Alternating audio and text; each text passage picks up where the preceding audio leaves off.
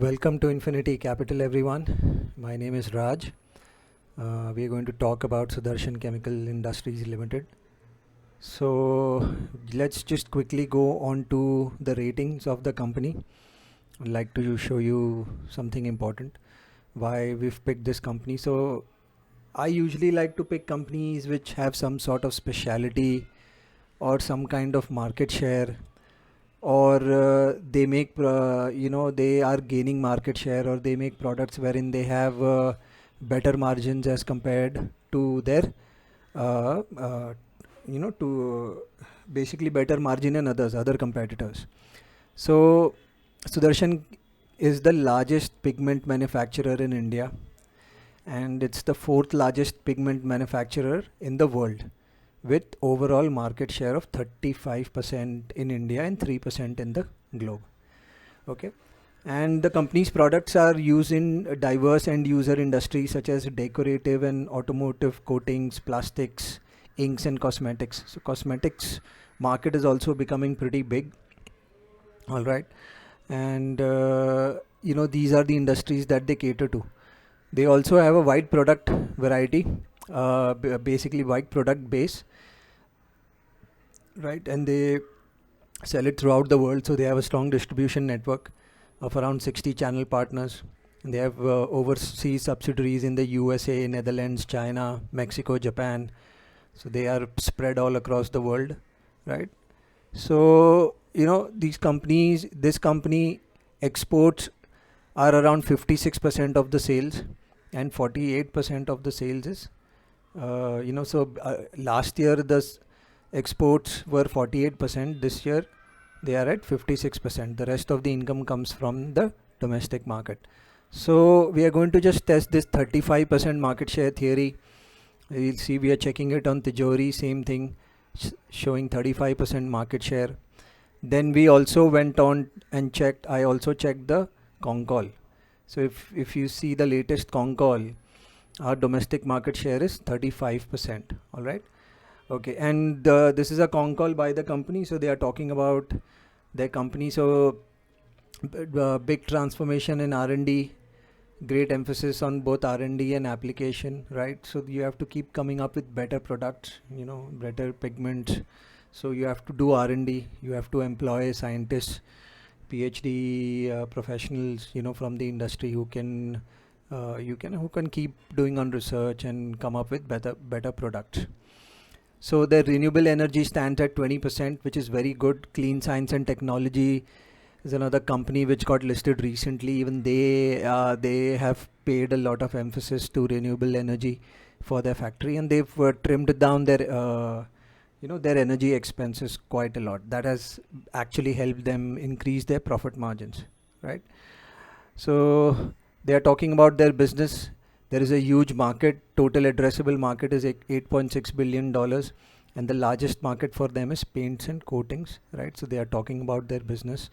In terms of expansion, they are doing 600 crores worth of capex. It's pretty big because the company is worth around 5,000 crores. It's a pretty big capex.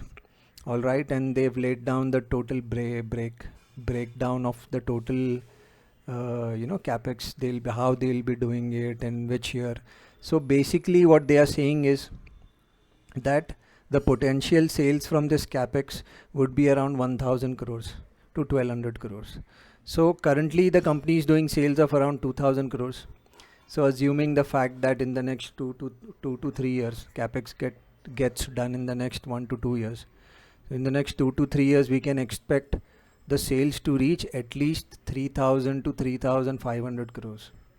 So on 3500 crores, assuming the fact that their margins remain at the same level, they could be doing 525 crores of profits. So they are currently doing 149 crore of profits. So that is 252% rise in their profitability. So overall this company is positioned very well according to me, and we can see if we hold on to the stock for 2-3 quarters, we can see some great returns in this. Now if you want to do a long term investment in this, obviously you can read the annual reports, find out more about the company. Also, quickly, what I'd like to show you is that their operating profit margin has become much better. So if you see, if you compare it between 2016, 2015 and 2019, as compared to that, their profit margins have become much better. Just quickly, we'll go on to their ratings and find out more about the company.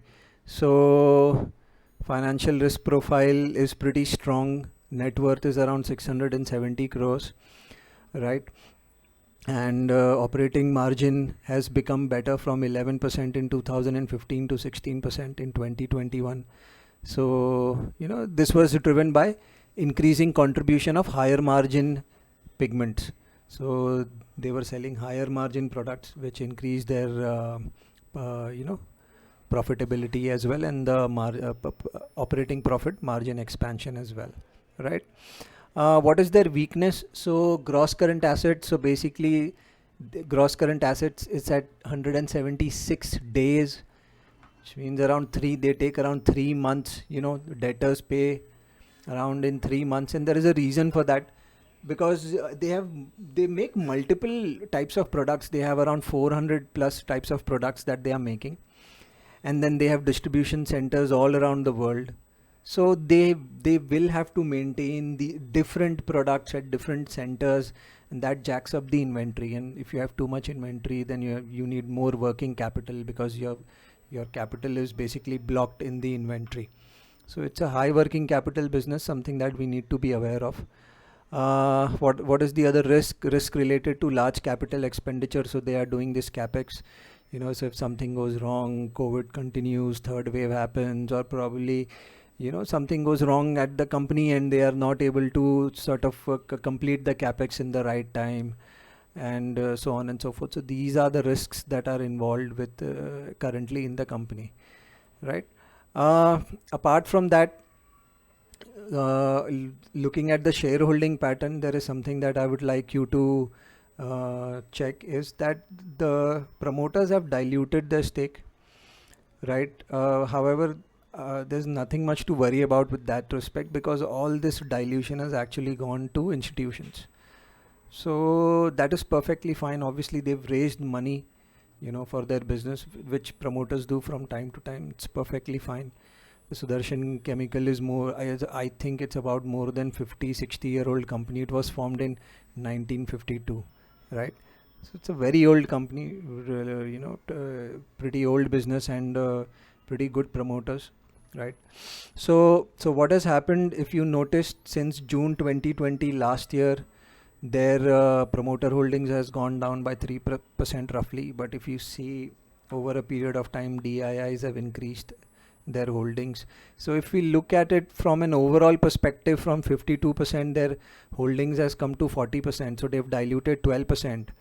And out of that, 6% has gone to DIIs, and the rest of the 6% is out in the market. Another interesting thing that one needs to note is that between March and June last year, public was holding around 46%. Now public holds only around 42%. So there more people I think there are some individual investors who may be buying this stock also. So if you see the Akash Bhansali, and these are the individual names that have actually bought the stock. So there is good interest in the stock.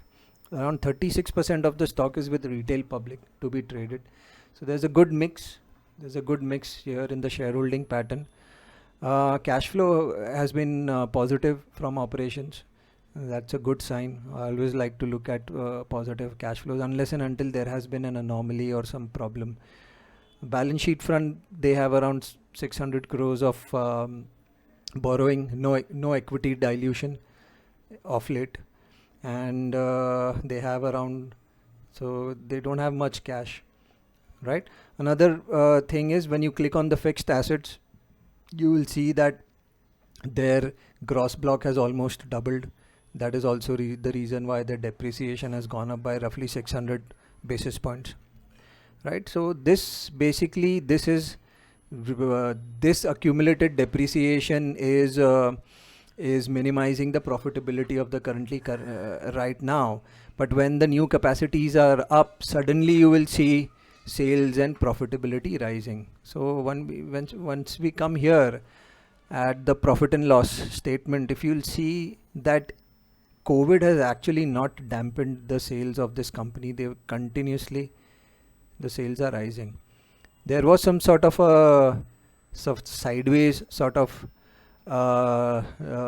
company sales were in a sideways mode for some time. If you see 1200, 1400, 1200, 1300, right? And over here, the margins were also under pressure, right?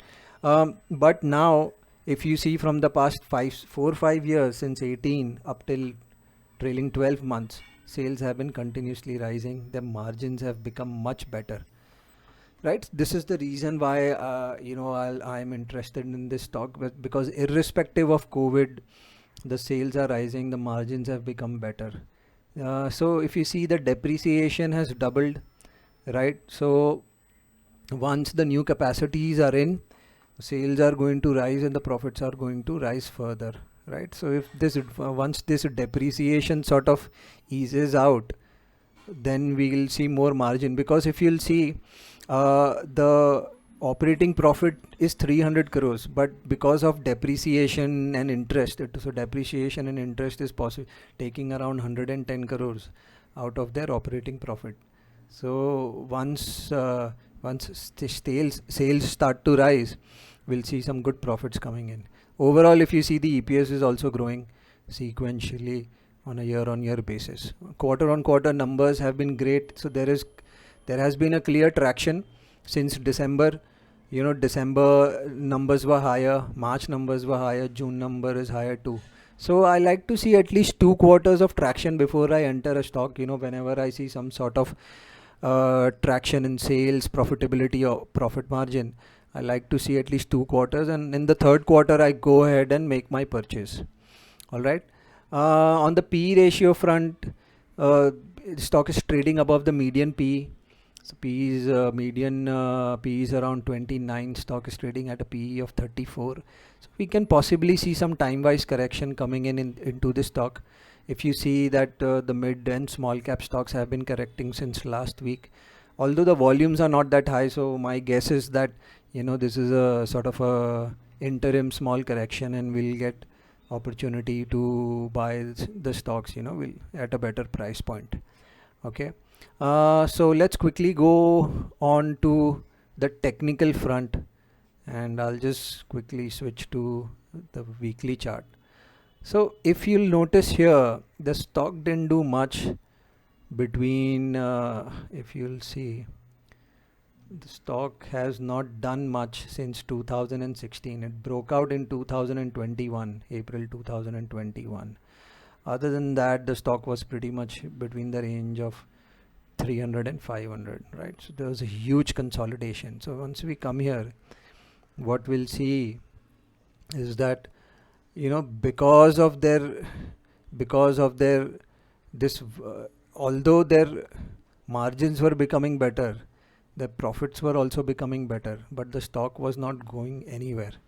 So there could be multiple reasons for that.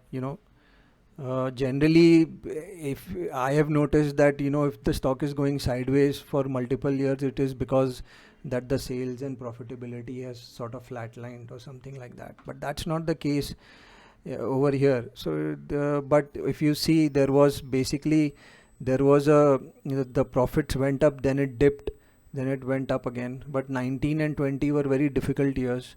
So breaking out in 2021 is pretty good. It's a good sign, right? And this breakout had to happen. So quickly moving to the technical chart, what sort of opportunity do I see? So post the breakout, post this breakout, stock has been acting pretty well, and I had made a video earlier also. So basically we were buying somewhere here and we traded it. So now I'm looking to basically buy it again. So this stock is now retracing. Basically it is it is going through an interim correction, and the 200-day moving average is trending upwards. The 50-day moving average is trending upwards. The trend is pretty much intact. What I would like to see is, I'd like to first for wait for the stock to stop falling, right? I have bought some shares today. I'm an aggressive buyer, so I like to buy it. We don't know where it's going to stop. It might stop here at 650 or 600, or it might just turn around. So I like to weigh my options and assess my risk and buy. So I am very aggressive in my buying. If I like something, I'll buy it. And then I keep it for 2 to 3 quarters. So I am not worried where it goes in the next 10-15 days. So, but if you are a conservative buyer, then you should wait for the stock to stop falling, and then once it turns around, you can start buying it again. So I'll make a follow-up video on this pretty soon. But in my opinion, I would like to buy this stock at every 5-10% fall, because I don't usually have any specific buy points, guys. Because that type of technical analysis does not go well with how I screen my stock. So there are certain people who have very specific buy points, but the problem of buying at a very specific buy point is then you need to keep a very specific stop losses. My stop losses are in the range of 15 to 18%, and I usually target 50 to 60% in terms of profitability. So I don't trade something for a 5-7%, 8% stop loss. So that is not how I manage my strategy. So I've bought it here. I'll be buying more as as it falls. Stock is roughly 15-18% from its 200-day moving average. So if we have a very bad correction in the market, my guess is that it will probably come till here, these levels. It might come till these levels as well. Another interesting thing that I would like to show you is, so if when we come on the shareholding pattern, you'll see that from 46%, public's 46% has become 42%. 4% of this has been basically transferred, in the sense that 4% has been accumulated from people's hand. So this happened between June and September. So we can take a calculated bet that this was the area where it was being accumulated. This was the area where it was being accumulated, right? June, September, August, June, September. So if it comes around this price, this will be a great price to buy. A lot of accumulation, 4% of the accumulation of the stock has happened around this level. So it's a good price point. This is a good price point. If the market starts falling very quickly, then I'll wait and buy near the 200-day moving average also. So once I've completed my buy, I'll be looking to hold it for the next 2 to 3 quarters, see what sort of results are coming in.